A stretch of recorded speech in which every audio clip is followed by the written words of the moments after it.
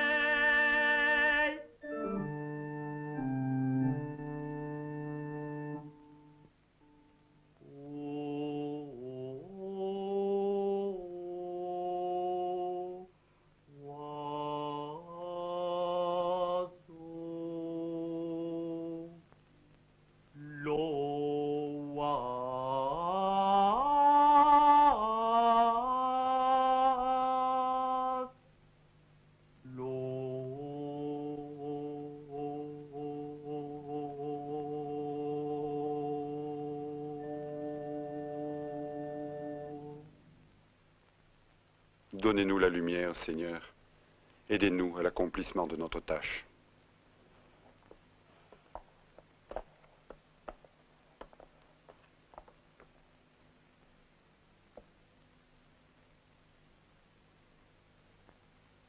Au commencement était le Verbe, et le Verbe était tourné vers Dieu, et le Verbe était Dieu.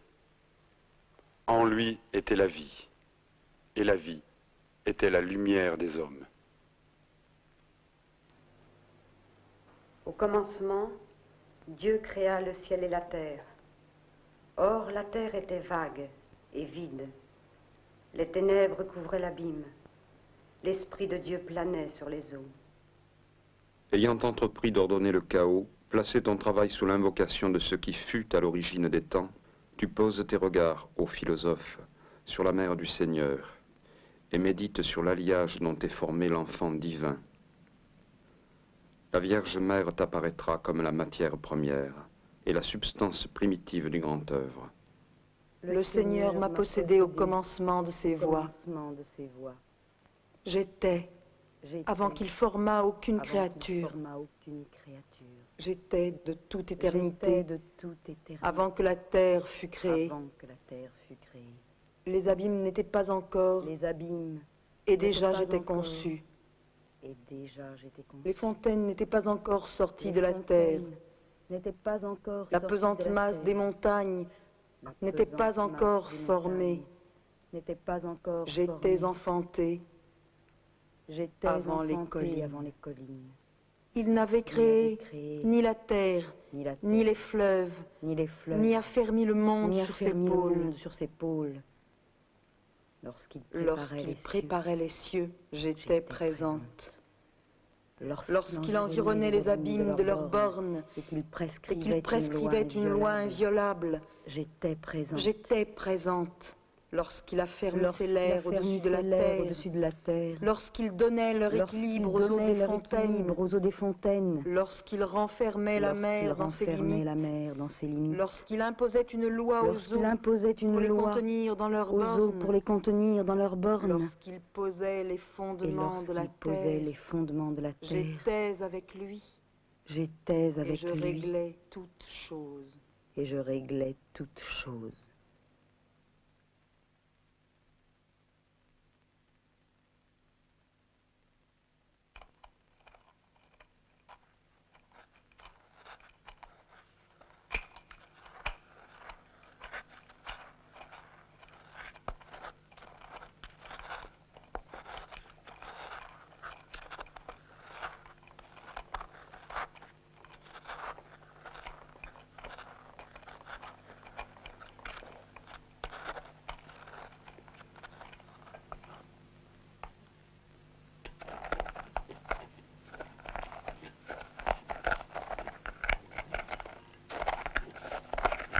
C'est la semence des métaux que nous recherchons dans les entrailles de la Terre.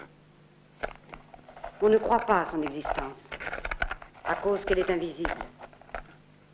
Oui, et il ne faut pas s'étonner si les ignorants en doutent. S'ils ne peuvent comprendre ce qui est devant leurs yeux, comment pourraient-ils concevoir ce qui est caché et invisible? Et pourtant, c'est une chose très vraie. Ce qui est en haut est comme ce qui est en bas. Et au contraire, ce qui naît en haut naît d'une même source que ce qui est en bas, dans les entrailles de la terre. L'eau, au cœur des minéraux, leur semence et leur vie, est filtrée, puis digérée par le feu. Ce sont les 4 éléments qui ensemencent les métaux. Qui n'ajoute point foi à cette vérité indubitable n'est pas digne de rechercher les secrets de la nature. Rien ne naît en ce monde qui n'ait été engendré. Sous l'action conjuguée des marteaux qui l'oppriment, la terre du compost devient pulvérulente. Vous en ferez saillir le sperme des métaux et le germe natal par lequel aiderait la nature à mûrir ses enfants imparfaits. Qui pourra dominer l'attelage des deux principes? Qui pourra libérer de leur antagonisme le soufre et le mercure, qui s'affrontent perpétuellement et dans tous les métaux, quoiqu'avec une ardeur variable en chacun de ceux-ci? Celui-là deviendra le maître de l'œuvre. Tel est le dire inaltéré de la très haute et antique sapience.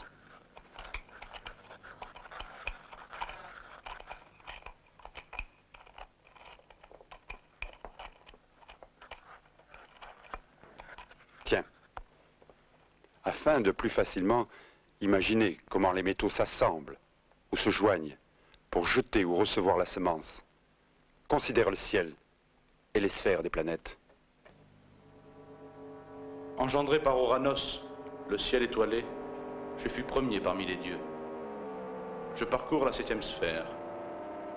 Ce n'est pas sans nostalgie que l'on évoque parfois mon règne révolu. Le plomb naquit sous mon ascendant.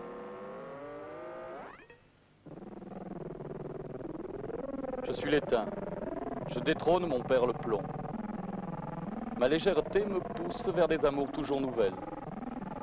Jupiter, maître de l'Olympe, je me prête au gouvernement des dames. Commissionnaire, passeur, entremetteur, spécialiste des transactions en tout genre, je travaille à l'enseigne des serpents enlacés.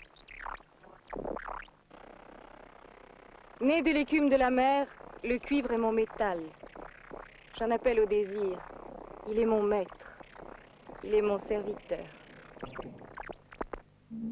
Quant à moi, je suis de fer. Je me plais aux travaux guerriers. Je ne me ramollis qu'au foyer de Vulcain. Ma planète est rouge. Sur l'île de Délos, je naquis la première. J'aidai ma mère à se libérer du fardeau d'Apollon. L'horreur que j'en conçus détermine la lune à demeurer stérile. L'argent a refusé l'éclat roux de l'amour. Moi, je rayonne au centre du système. Tous les métaux voudraient me ressembler. Ces constructions et ces chiffres et ces correspondances demeureront au secret de vos privés entretiens. Sachez fermer le livre, aux yeux de qui ne peut comprendre, ou devant qui, ayant l'intelligence, ne s'avance pas d'un cœur pur. Ainsi, les 7 métaux ont leur répondant dans les 7 planètes. Mais vous désignez encore, ce me semble, sous le nom des mêmes divinités, les différentes couleurs qui s'opèrent dans l'œuvre philosophique. Oui, c'est bien ça. Encore que la matière de la pierre que nous recherchons ne soit nullement un composé des 7 métaux, que nous avons en effet l'habitude de ranger sous l'influence des 7 planètes. Mais ne cherchez-vous pas, par votre langage, à égarer le vulgaire, les ignorants? Non. Non pas les ignorants seuls, car nous le sommes tous, mais les hommes de peu de foi. Ils sont nombreux à se réclamer philosophes, ceux qui ne sont que de simples souffleurs. Voulez-vous dire que la recherche de la pierre philosophale n'est pas le but essentiel de vos travaux? Ils ont pourtant un intérêt indéniable. Ils peuvent nous apporter la richesse, l'or. L'alchimiste n'est pas seulement celui qui cherche à transformer les métaux corruptibles, le plomb, l'étain, le fer, le cuivre en or ou en argent. Certes, ce peut être là un des résultats de notre quête. Mais la transmutation des métaux est un symbole, le chiffre d'une réintégration de la matière, cette matière corporelle et charnelle au sein d'une nature régénérée, sublimée, spirituelle.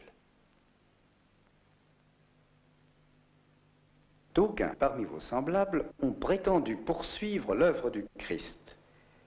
Croyez-vous pouvoir, à l'aide de l'athanor, racheter le péché originel inhérent à toute naissance de la matière? Je sais. Ce rêve est fou. Fou et prétentieux. Mais comment ne pas penser que l'univers tout entier est gouverné par l'unité? Et que tout effort, même localisé, pour tenter de parfaire la matière, doit aboutir à un accroissement des pouvoirs de l'esprit.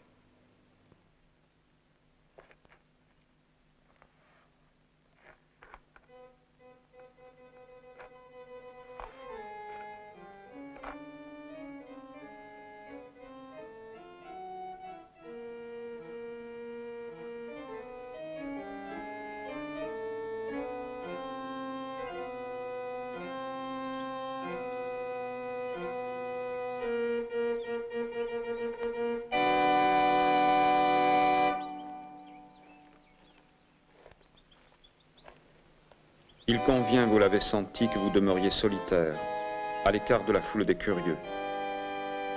Et il vous faut consentir à vivre séparés si l'ouvrage le veut. Si tu ne le fais en réalité, prends en pensée la bure de l'ermite, le bâton du pèlerin. Accomplis le voyage au moins en ton esprit.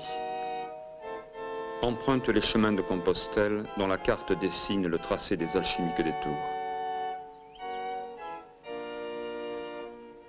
S'il veut voir se lever l'étoile du compost, l'alchimiste devra se retraire du monde.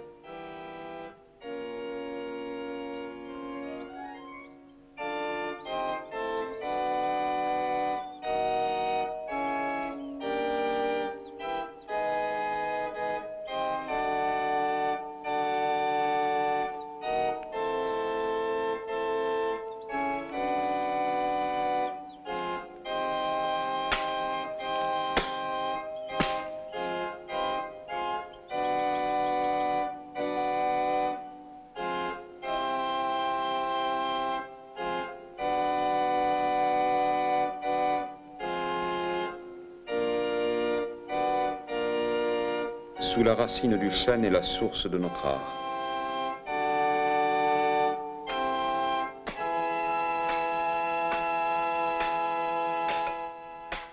sous les chaînes, un captif enchaîné.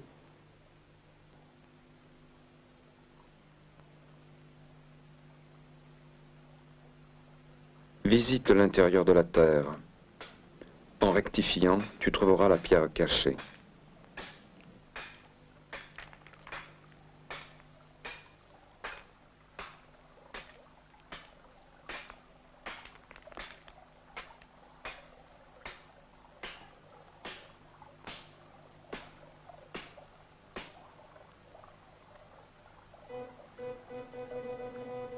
Les uns le nomment mercure des philosophes, qu'il ne faut pas confondre avec le principe mercuriel des métaux. D'autres l'appellent l'azote, l'alcaeste, le sel, le dissolvant universel. Il est l'agent du premier œuvre.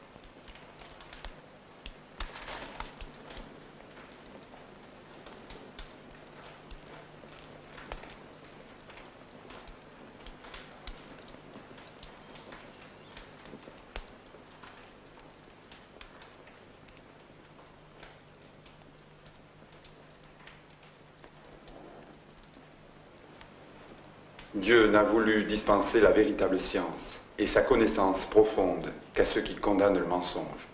Oui, à ceux qui affectionnent la vérité et la recherchent avec un cœur sensible.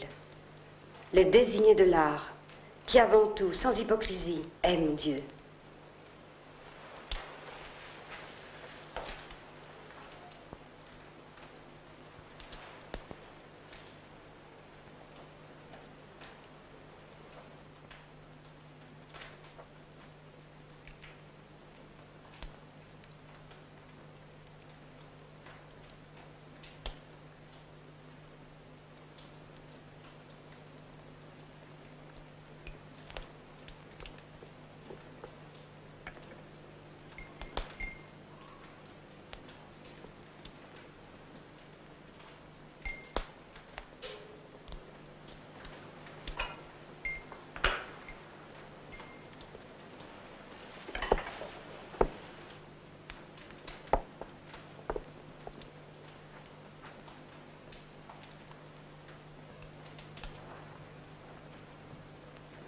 Il ne faut pas dédaigner ni mépriser, mon ami, les livres de ceux qui eurent la pierre avant nous.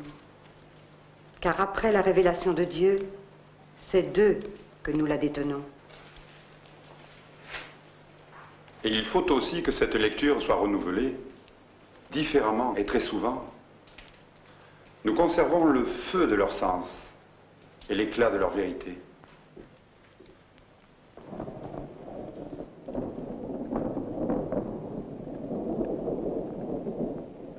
Et d'abord, vous devrez combattre le dragon.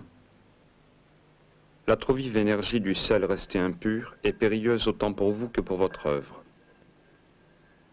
Afin de l'adoucir, recueillez au printemps le miel des pleurs nocturnes.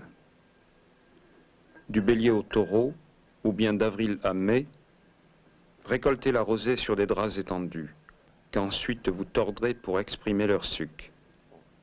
L'alcaeste, dilué, obéit à son maître.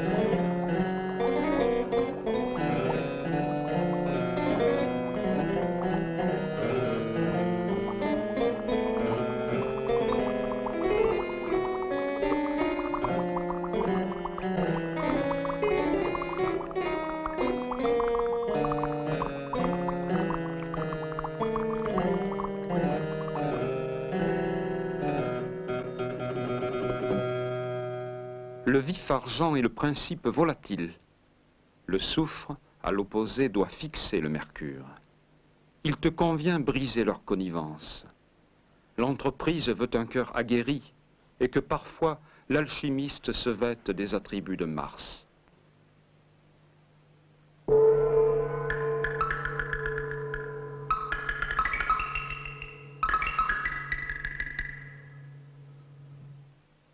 Volatilise le fixe, fixe le volatile. Défait la puissance, condense et durcit la soumission. Fait bondir au creuset le soufre en expansion. Mercure comprimé a des ailes de plomb. Fixe le volatile, volatilise le fixe.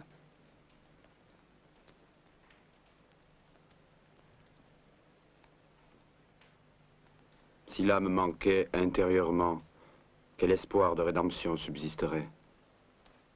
Le temps est venu de la mélancolie ou de la noirceur.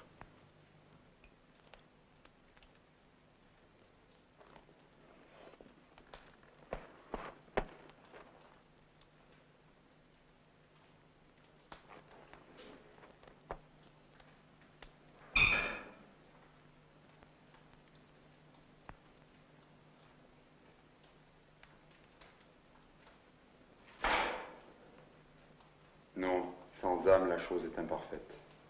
C'est un des grands secrets qu'il convienne de savoir dans la recherche de l'œuvre.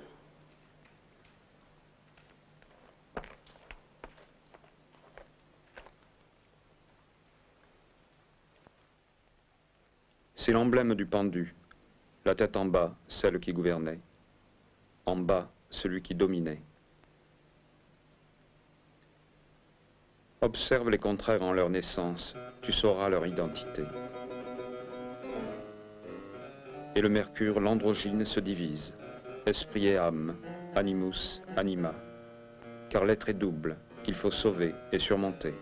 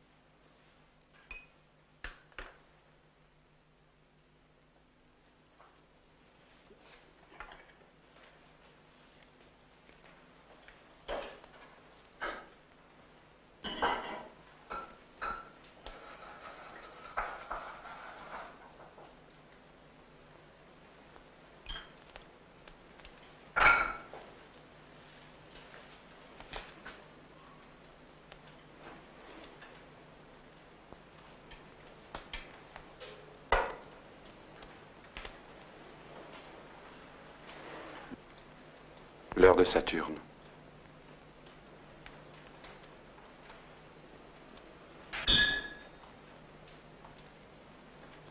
Saturne est le prince de notre ténébreuse caverne. Il règne le premier dans notre théâtre alchimique.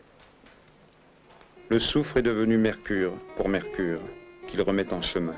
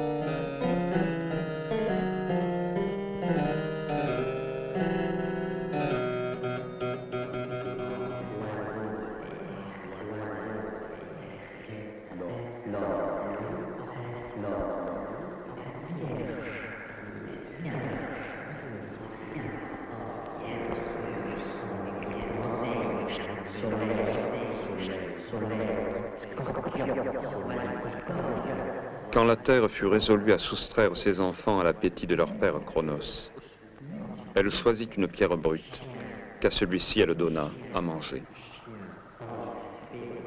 Dans le temps de la digestion de Saturne, fut élevé loin de la jalousie paternelle, et grandit en force et en beauté, Jupiter, le Crétois, et plus tard l'Olympien. La pierre que tu recherches, il faut d'abord la prendre en toi. Réjouissons-nous, nous avons atteint l'œuvre noire. Dans le noir plus noir, dans la sépulcrale odeur qui en émane, dans la disjonction des parties, dans la séparation de la tête et des membres, tu attendras l'appel de la résurrection.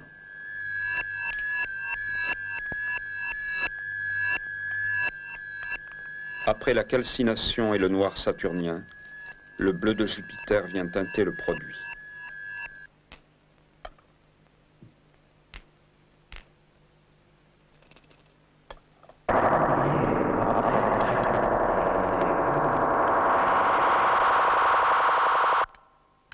Il faut que Saturne s'efface pour que renaisse Mercure.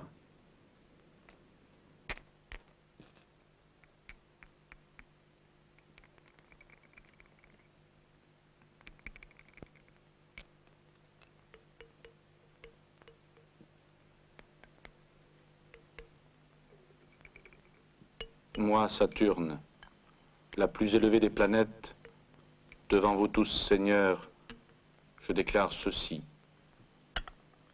Je suis parmi vous le plus inutile et le plus méprisable, de corps débile et corruptible, de couleur noire, soumis à tous les outrages, et cependant l'appréciateur de vous tous. La cause de mon adversité ne doit être imputée qu'à l'inconstant Mercure, qui par sa négligence et par son indifférence m'inflige ce mal. Va, rejoins tes cousins les Titans dans les profondeurs du Tartare. Sur tous leurs frères végétaux, les chênes sont sacrés. Jupiter parle à travers eux. Son règne a commencé par le bannissement du noir. Les couleurs revenues au théâtre alchimique vont éclater bientôt sur une queue de paon. Paré des yeux d'Argus, le paon est l'attribut de Junon la divine. Ses yeux gardiens révèlent le moment où, jalouse, Junon ne cache plus son humeur assombrie.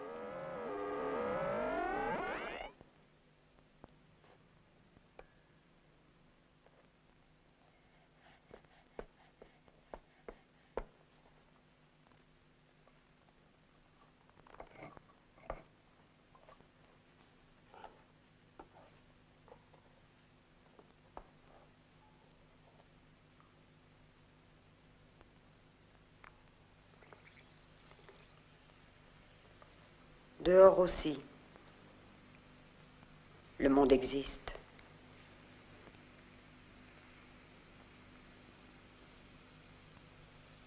Le travail divertit, tout comme l'adultère. Les infidélités inverses sont semblables. L'un fuit par le dedans, l'autre est un dieu jeté sur la scène du monde. Mercure diligent transmet tous les messages. Jupiter vient de découvrir l'atone. L'étain veut conquérir les grâces du laiton. Le bleu a le désir d'un éclat de blancheur.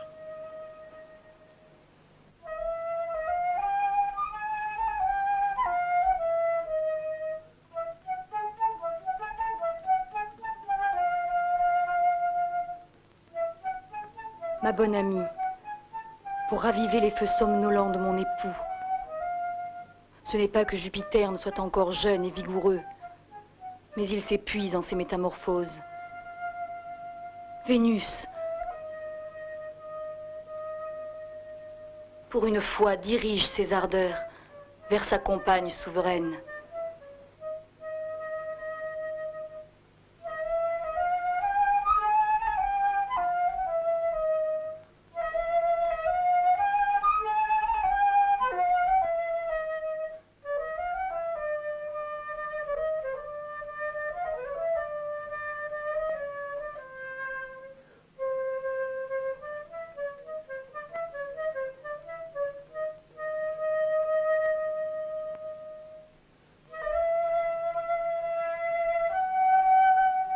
Junon avait décrété que Latone, enceinte des œuvres de Jupiter, ne serait délivrée en aucun lieu éclairé du soleil.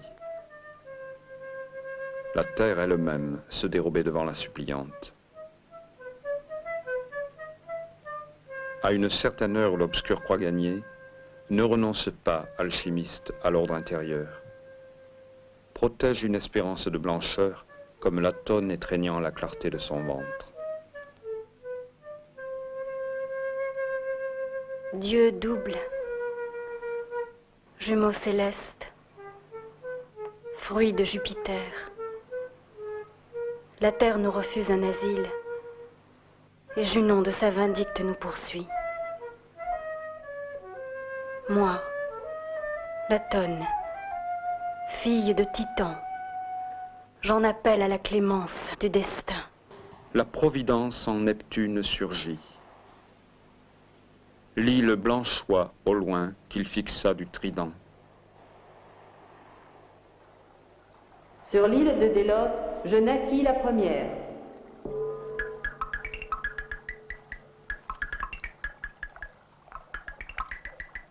Elle est dans le triangle alchimique de l'eau. Diane, la chasseresse, Artémis argentée, Hécate au chien cruel.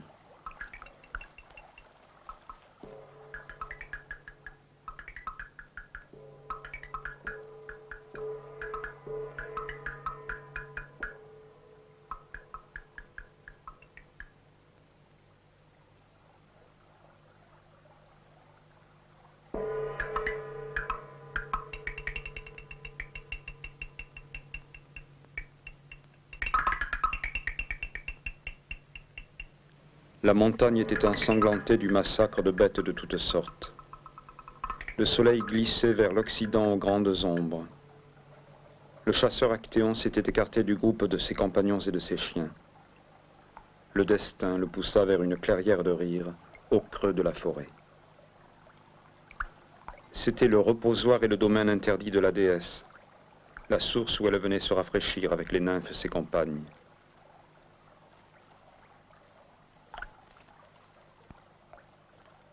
Diane souhaite un instant d'avoir des flèches à la portée de sa main.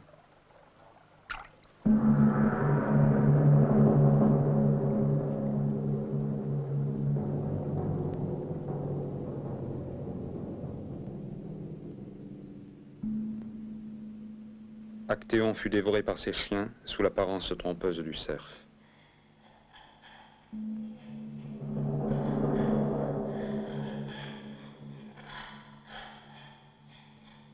Mercure, quelquefois, est appelé cerf fugitif.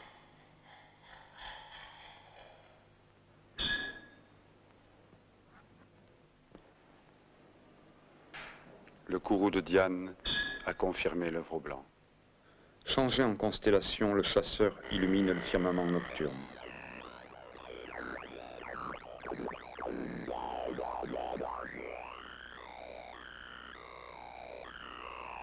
Ô scintillante soif de l'absolu, gloire très haute du désir sublimé.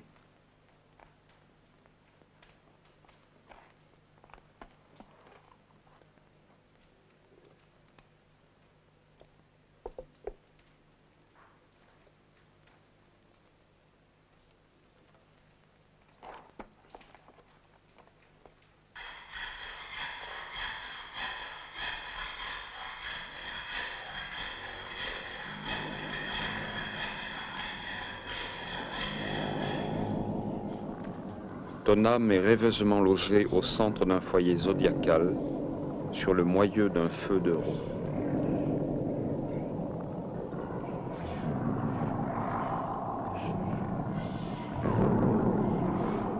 Plus tard, l'amour d'Artémis pour ce jeune homme endormi, cet Endymion perpétuellement livré aux profondeurs du songe, montre qu'en la chasteté même, le fils de Vénus trouve accès. C'est ainsi qu'en un blanc très pur, éclatant comme lune en la nuit du vaisseau, une ténèbre verte se répand, indiquant l'approche de l'odorante Vénus.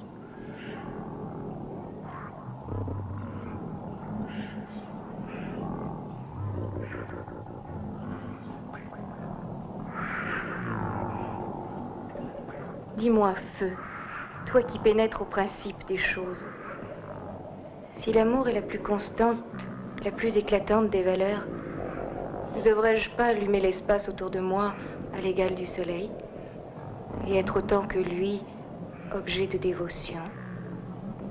Je brûle qui vous plaît, ma lampe touche au cœur, mais le dieu de la guerre sanglant et charbonneux demeure l'élu du vôtre.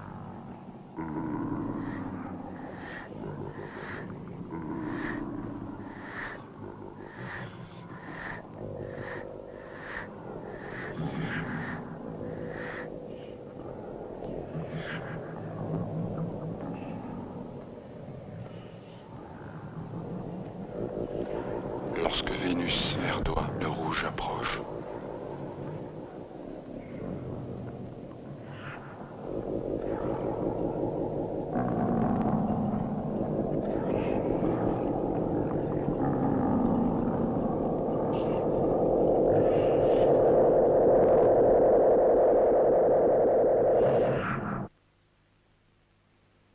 La substance colorante du soufre imprègne de jaune le filet où Vulcain, époux trompé de Vénus, prend le couple adultère. Ton sujet se feuillette et se couvre de stries. Et bientôt le dauphin apparaîtra, pêché par le même réseau dans le flot agité de la mer alchimique. Redoublez d'attention, relisez et priez, travaillez sans relâche, et vous mériterez de voir s'épanouir la fleur des sages.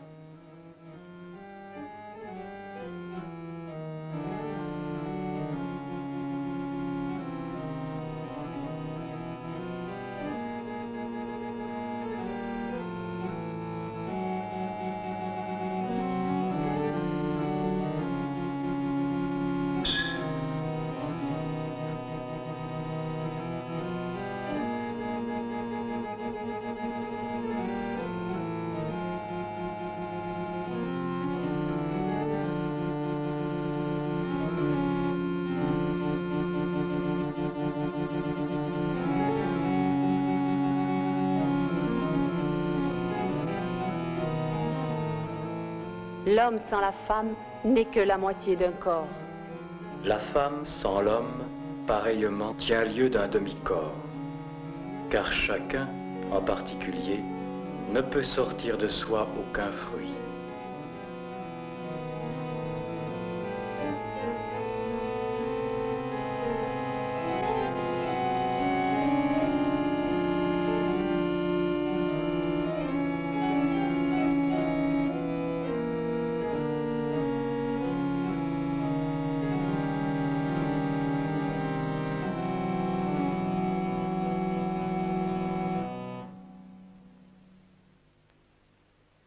En notre conjonction astrale et alchimique, le Soleil et la Lune s'unissent comme si les jumeaux Apollon et Diane recomposaient l'œuf primordial en l'île d'Ortygie, que protégea la mer neptunienne avant qu'elle ne surgît sous le Soleil et ne devint Délos la brillante.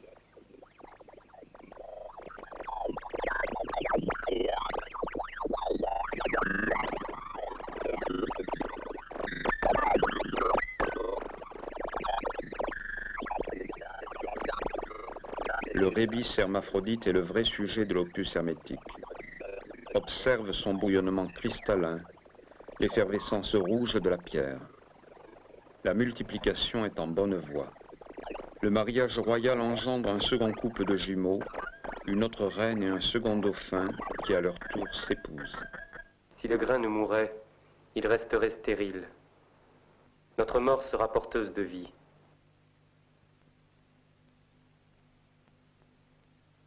Puisque tu as obtenu la pierre philosophale, qui était l'enjeu de tes recherches, reprends l'ensemble des opérations qui t'ont conduit jusqu'à nous. Multiplie-nous. Reconduis les couleurs vers leurs successives planètes. Renouvelle notre éclat, métamorphose notre jeunesse.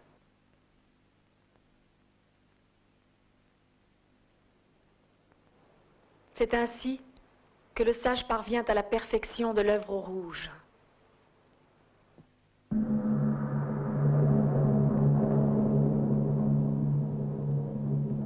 Ils sont dans le triangle alchimique du feu, les métaux olympiens dont le vouloir se purifie à la vue de leur reine et de leur dauphin. La pierre a le pouvoir de libérer Saturne. Un seul grain suffira pour le réintégrer.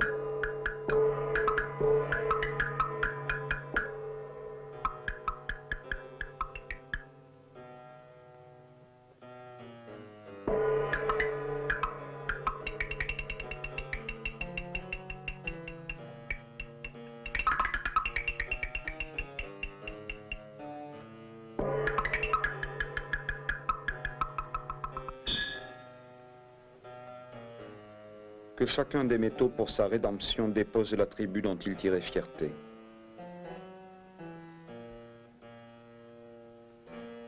Jupiter, son manteau d'air et d'azur rehaussé de clartés orageuses.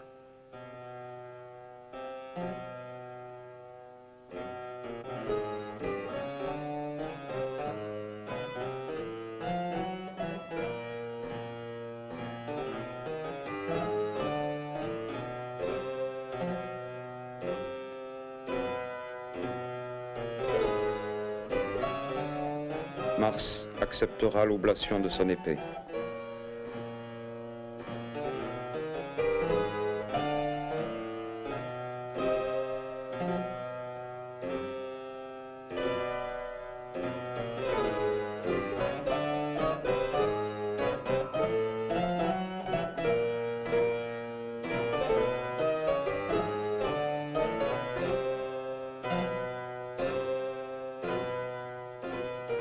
De quoi pourrait Vénus faire don, sinon du fermoir de ses charmes?